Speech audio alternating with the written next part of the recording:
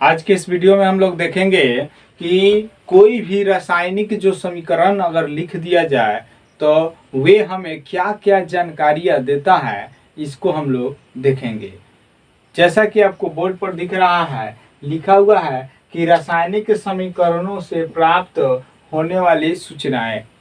तो देखिए, सबसे पहले जो रासायनिक समीकरण होता है, अगर कोई रासायनिक समीकरण लिख दिया जाए तो क्या क्या सूचनाएं दे सकता है। तो सबसे पहले ये देता है कि अभिकारकों एवं प्रतिफलों के संकेत क्या होते हैं या सूत्र क्या होता है, इसके बारे में बताता है। जैसा कि आपको यहाँ पर दिख रहा है, एक समीकरण लिखा हुआ है कि N2 प्लस 3H2 और फिर तीर का चिन्ह है और 2NH3।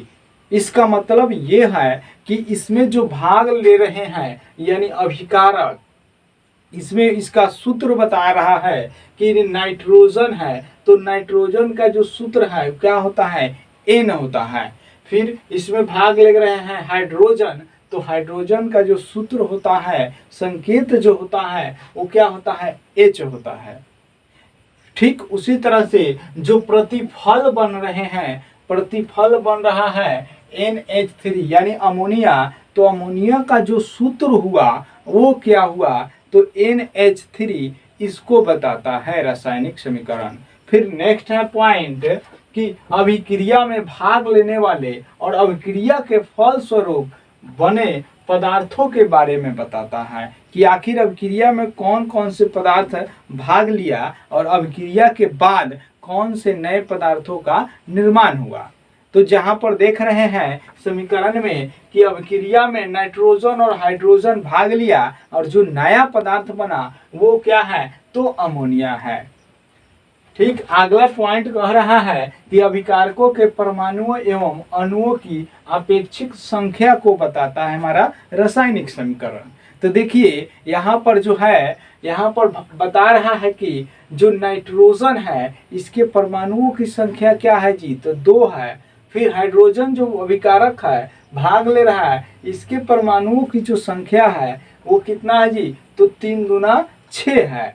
तो परमाणु की संख्या जो है नाइट्रोजन के कितने हैं, 2 है, हाइड्रोजन के कितने हो गए, 6 हो गए। और अभिक्रिया के फल स्वरूप जो बने हैं यानी कि प्रतिफल है, इसके कितने परमाणु या अणु है, इसकी अपेक्षिक संख्याओं का भी बताता है यानी जानकारी देता है। तो आप देखिए यहाँ पर जो अमोनिया है, इसके जो अणु का बात करेंगे तो अणु कितने हैं, 2 हैं। और जब परमाणु का बात करेंगे तो इसके परमाणु जो है अमोनिया के वो 3 दूना यानी कि क्या हो गए, कि 6 हो गए।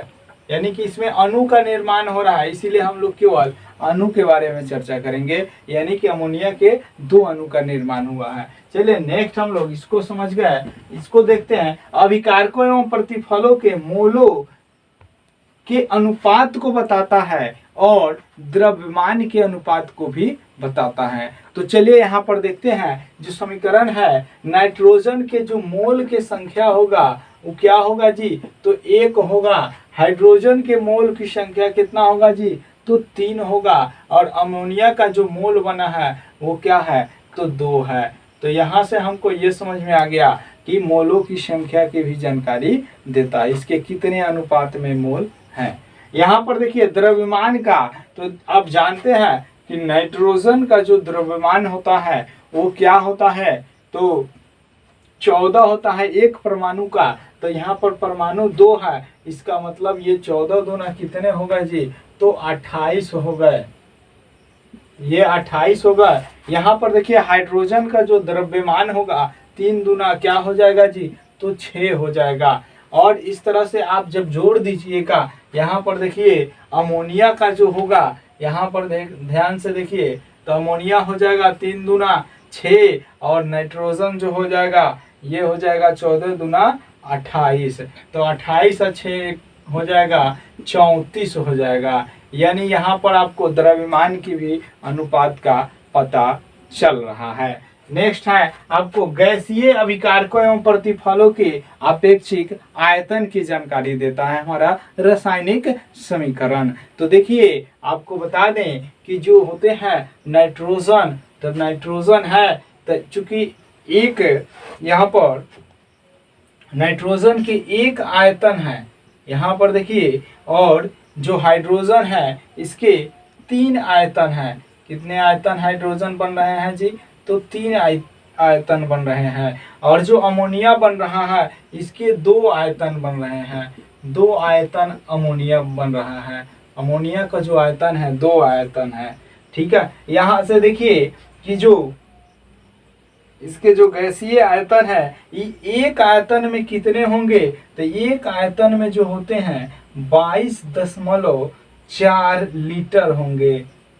और इसी तरह से 3 आयतन कह रहा है तो 3 में 22.4 से क्या कर देंगे? गुना कर देंगे तो इतना लीटर हो जाएगा। इसी तरह से जो अमोनिया बन रहे हैं 2 आयतन बन रहा है तो टोटल क्या होगा? आयतन कितना होगा? तो 2 गुने 22.4 लीटर हो जाएगा।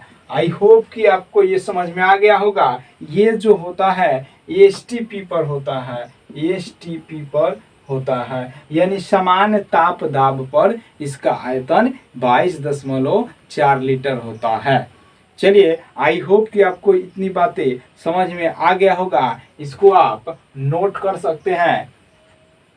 नेक्स्ट आगे हम लोग ये समझते हैं कि जो रासायनिक समीकरण होता है इनसे हमें क्या लाभ मिलता है, यानी इसका उपयोग अगर हम कर रहे हैं रासायनिक समीकरण का तो उससे हमें क्या बेनिफिट होगा, इसके बारे में हम लोग जानते हैं। देखिए, रासायनिक समीकरण के उपयोग से हमें क्या बेनिफिट मिलता है। तो पहला बेनिफिट ये है कि जब भी हम रासायनिक अभिक्रिया को समीकरण के रूप में दर्शाते हैं तो एक तो जगह कम छेंकता है, दूसरी कि समय की हमें बचत होती है, और तीसरा हमें इसे लिखने में सुविधा होती है। दूसरा पॉइंट ये है कि प्रतिफल का जो हमें एक निश्चित मात्रा चाहिए, इसको हम जब रासायनिक समीकरण में देखते हैं लिखकर और देखते हैं तो हमें ठीक ठाक उसके द्रव्यमान का अनुमान लग जाता है। तीसरा ये है कि जो रासायनिक समीकरण के यानी कि जो अभिक्रिया में भाग लेने वाले तत्व होते हैं इनका जो संकेत होता है या सूत्र होता है ये पूरे विश्व में एक ही जैसे होते हैं, जिससे वैज्ञानिकों को रासायनिक समीकरण की जानकारी प्राप्त करने में सुविधा होती है। कोई किसी प्रकार की कठिनाई नहीं होती है।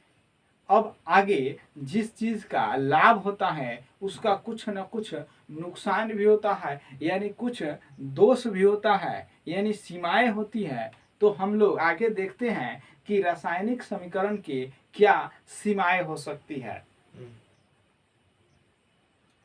देखिए, जो रासायनिक समीकरण की जो सीमाएं हैं इसमें पहले का हम लोग पॉइंट देखते हैं कि जो रासायनिक समीकरण होता है इससे हमको ये नहीं पता चलता है कि जो अभिक्रिया में भाग लिए पदार्थ हैं उनकी अवस्था क्या है, ठोस है, द्रव है या गैस है, या अभिक्रिया के फलस्वरूप जो प्रतिफल बने हैं उनकी अवस्था क्या है, इसकी जानकारी रासायनिक समीकरण नहीं देती है। दूसरा पॉइंट है कि अभिक्रिया के फलस्वरूप उत्सर्जित या अवशोषित ऊष्मा की जानकारी का भी अभाव होता है, यानी रासायनिक समीकरण ये नहीं बताता है कि अभिक्रिया के फलस्वरूप उत्सर्जित ऊष्मा का या अवशोषित ऊष्मा का, इस सब के बारे में जानकारी नहीं देता है रासायनिक समीकरण कि उत्सर्जित हुआ या अवशोषित हुआ।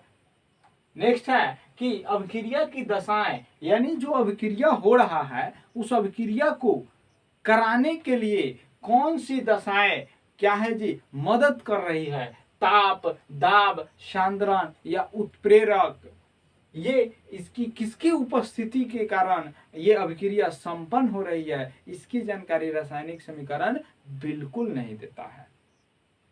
फिर अगला कि अभिक्रिया की जो वेग होती है, कितनी वेग से अभिक्रिया हो रही है, धीमे धीमे हो रही है या तेजी से अभिक्रिया हो रही है, इसकी भी जानकारी रासायनिक समीकरण नहीं देता है।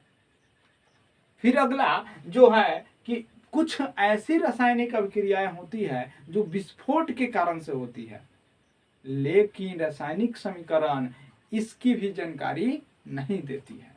कि विस्फोट के कारण हुई है या नहीं। अगला कि जो अभिक्रिया में खर्च हुई मात्राओं और अभिक्रिया के फलस्वरूप निर्मित मात्राओं की भी जानकारी का अभाव रहता है कि अभिक्रिया में कितनी मात्राएं पदार्थ की खर्च हो गई और जो अभिक्रिया के फलस्वरूप जो प्रतिफल बने उसमें कितनी मात्राओं का निर्माण हुआ, इसकी जानकारी रासायनिक समीकरण नहीं देता है।